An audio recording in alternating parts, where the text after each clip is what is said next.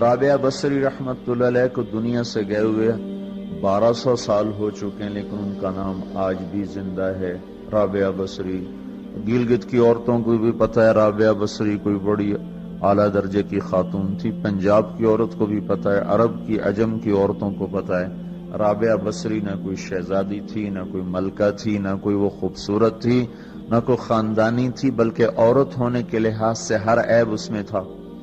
خاندان اچھا ہونا چاہیے تو وہ غلام تھیں، باندی تھی۔ شکل اچھی ہونی چاہیے تو وہ بدصورت تھیں، کالی تھی۔ پہ چلو شکل بے کیسی ہو، خاندان کیسا، اولاد کے قابل تو ہو۔ رابعہ بصری اولاد کے قابل بھی نہیں تھی، بانج اس کو کہتے ہیں، جو عورت اولاد کے قابل نہ ہو اس کو اردو میں بانج کہتے ہیں، عربی میں عقیم کہتے ہیں، آپ کی زبان میں بھی کچھ کہتے ہوں گے، ہیں؟ شونی تھی۔ تو اب بتاؤ، عورت ہونے کے لحاظ سے کوئی چیز ہے؟ شکل، پہلا تاثر شکل کالی، دوسرا تاثر خاندان غلام، تیسرا تاثر اولاد کے قابل نہیں، بانج ہے، شونی ہے۔ تو 1200 سال کے بعد میں گلگت میں کیوں اس کا نام بلند کر رہا ہوں؟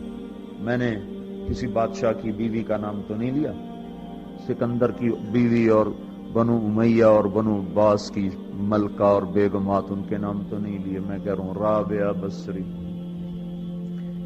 ان کی عادت یہ تھی، وہ روزانہ عشاء کی نماز کے بعد غسل کر کے کپڑے بدل کے اپنے خاوند سے پوچھتی آپ کو میری ضرورت ہے؟ اگر وہ کہتے کوئی نہیں ہے تو پھر پوچھتی مجھے اجازت ہے؟ وہ کہتے اجازت ہے تو پھر مصلی پہ کھڑی ہو جاتی ہے اور فجر کی نماز تک مصلی پر کھڑی رہتی تھی۔ ان کا خاوند جلدی فوت ہو گیا، جوانی میں ہی بیوہ ہو گئی۔ تو حسن بصری بصرہ کے امام، کیا سارے مسلمانوں کے امام تھے، وہ خود آئے، خود چل کے آئے کہ میں آپ سے شادی کرنا چاہتا ہوں۔ وہ کوئی شادی کا شوق نہیں تھا ان کو، وہ تو اولاد کے قابل نہیں، شکل صرف ان کی نیکی اور ان کا جو اللہ سے تعلق تھا، ان کو یہ لالچ ہوا کہ یہ میری بیوی ہو جائے تو اس کی طفیل شاید میری بخشش ہو جائے۔ تو ان کے پاس آئے، کہنے لگے رابعہ میں آپ سے شادی کرنا چاہتا ہوں، خود پیغام لے کر آئے۔ تو انہوں نے فرمایا میری 4 باتوں کا جواب دے دو تو میں شادی کر لیتا ہوں۔ کہنے لگے کیا؟ کہ یہ بتاؤ میں جنتی ہوں کہ دوزخی ہوں؟ کہنے لگے یہ تو میں کچھ نہیں کہہ سکتا۔ اچھا یہ بتاؤ جب اللہ تعالیٰ قیامت میں اعمال نامے اڑائے گا، کسی کے سیدھے ہاتھ میں آئے گا، کسی کو الٹے ہاتھ میں آئے گا، میرے سیدھے ہاتھ میں آئے گا کہ الٹے ہاتھ میں آئے گا؟ کہنے لگے یہ بھی کچھ نہیں بتا سکتا۔ کہنے لگے اچھا یہ بتاؤ جب اللہ نیکیوں کو تولے گا، کسی کی نیکیاں بڑھ جائیں گی، کسی کے گناہ بڑھ جائیں گے، میرے گناہ زیادہ ہوں گے، نیکیاں زیادہ ہوں گی؟ کہ یہ بھی نہیں بتا سکتا۔ کہ اچھا یہ بتاؤ جب لوگ پل صراط سے گزریں گے، کوئی پار نکل جائیں گے، کوئی نیچے گر جائیں گے، تو میں پار نکلوں گی کہ دوزخ میں گروں گی؟ کہنے لگے یہ بھی میں نہیں بتا سکتا۔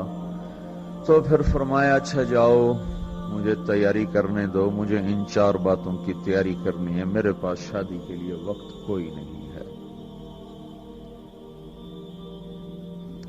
ایک دن اٹھی، سالن پکانے کے لیے سالن ہانڈی، دیکھا تو پیاز کوئی نہیں، اب پیاز کاٹ کے ہانڈی میں ڈالا جاتا ہے۔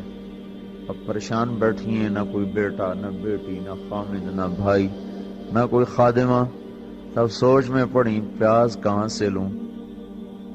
اوپر سے ایک چیل اڑتی ہوئی جا رہی تھی، اس کے پنجوں میں پیاز تھا۔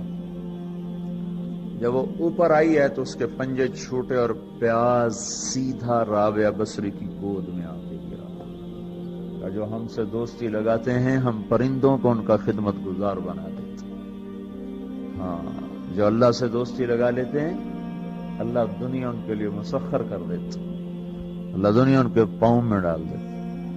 تو جب ان کا انتقال ہوا، رات کو ان کا انتقال، تو اپنی خادمہ سے کہا بس 2-4 آدمی بلا کے مجھے جلدی سے دفن کر دو، کسی کو نہ بتاؤ، صبح لوگوں کو بتا دینا، اور مجھے کفن دینا میری وہ اس چادر میں جس میں میں تہجد پڑھا کرتی تھی۔ تو انہوں نے راتوں رات دفن کر کے صبح اعلان کیا، شور مچ گیا، ہائے کیوں بتایا، کیوں نہیں بتایا، کیوں؟ تو اگلی رات ان کی خادمہ نے ان کو خواب میں دیکھا، سبز لباس پہنا ہوا، حسن و جمال، سورج چہرے پہ چمک رہا۔ پوچھا آپ کے ساتھ کیا ہوا؟ کہا میرے اللہ نے میرے ساتھ بہت عمدہ معاملہ کیا۔ کہا آپ کی وہ چادر کہاں گئی جس میں آپ کو کفن دیا تھا؟ کہا وہ اللہ تعالیٰ نے اتار لی ہے اور مجھے جنت کا جوڑا پہنایا ہے، اور اس چادر کو اللہ نے سنبھال کے رکھا ہے، جب قیامت کے دن میری نیکیوں کو اللہ تولے گا تو اس چادر کو بھی اس میں تولے گا۔ انہوں نے پوچھا منکر نکیر کا کیا ہوا؟ سوال جواب ہوتا ہے نا، منکر نکیر آتے ہیں، ان کا کیا ہوا؟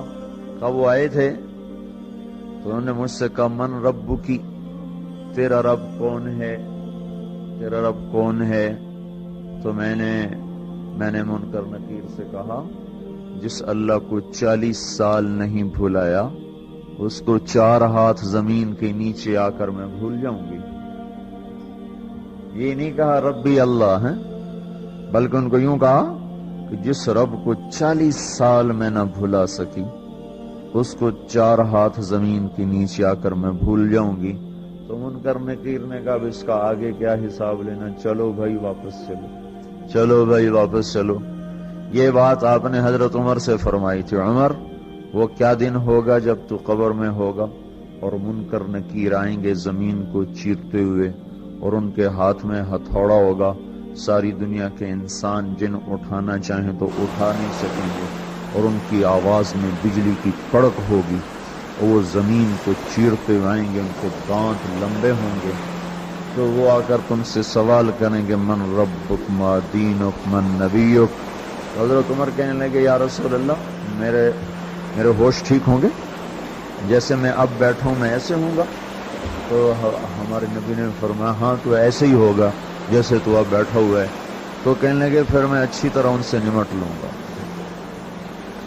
تو جبریل آئے، کہنے لگے یا رسول اللہ ہم دیکھ رہے ہیں آگے کہ عمر کو جب قبر میں ڈالا جائے گا اور آ کر منکر نکیر ان سے سوال کریں کہ من ربک، تو یہ کہیں گے ربی اللہ فمن ربکما، میرا رب تو اللہ ہے، تم بتاؤ تمہارا رب کون ہے؟